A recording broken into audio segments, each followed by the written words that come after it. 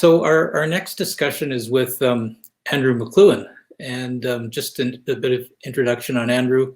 He's a poet, author, researcher, and teacher, founder and director of the McLuhan Institute, which is dedicated to preserving and bringing forward the pioneering work of Marshall and Eric McLuhan.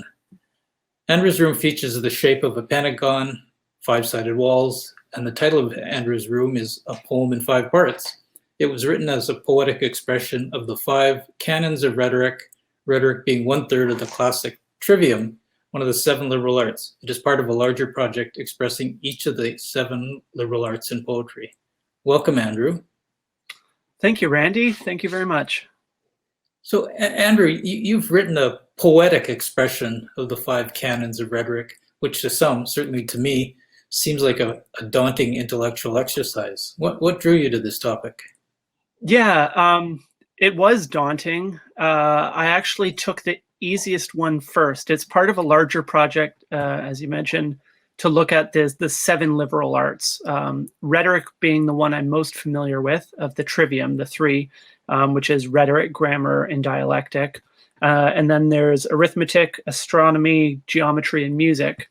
And I wanted to challenge myself. Like Gianna, poetry for me is about exploration. And most times it's about an interior exploration, but it's also fun to turn that poetic eye outwards and look at things around you and other subjects other than just yourself.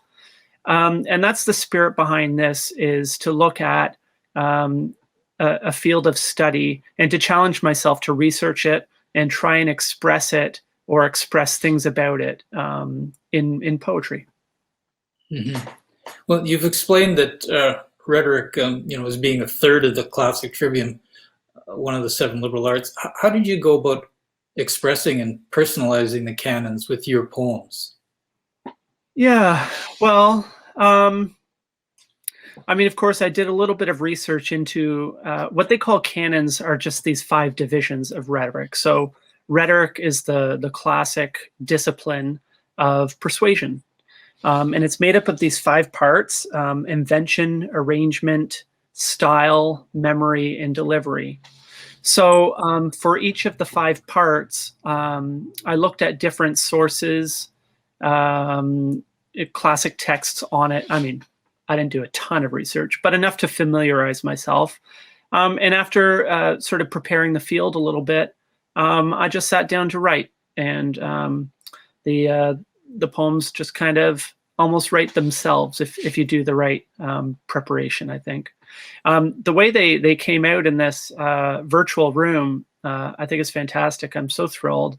I was going to ask you about that, Andrew. What were your initial thoughts on how to best present the poems within your space?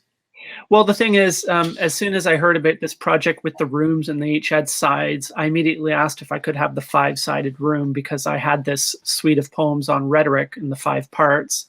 And then I just imagined bringing them into that space. And my idea was to present them both as text and as recordings of me reading them in a kind of persona.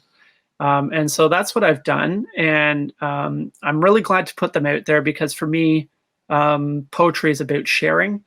Mm-hmm. Like Gianna, I've been writing poetry for most of my life. And I love performance. So it's all about sharing for me, and, sharing experience, and hopefully people enjoy it. Well, certainly through this medium, you're going to have a very broad audience. Well, that would be great.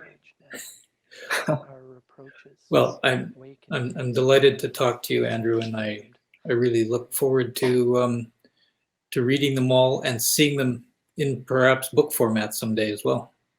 Same. Thank you, Randy. I haven't started any of the other parts yet, but I'm looking forward to it. It's, as I said, I took the easiest one first because I am most familiar with rhetoric given my background, but I'll do grammar and dialectic next, and then tackle the quadrivium, which is going to be a whole other kettle of fish, as it were. So you're doing it fractionally. You've done 1/5 of the 1/3 of the 7. I guess so. Well, good luck reaching the end of that. Thank you so much, Andrew. It was Thank a you, pleasure Randy. speaking to you.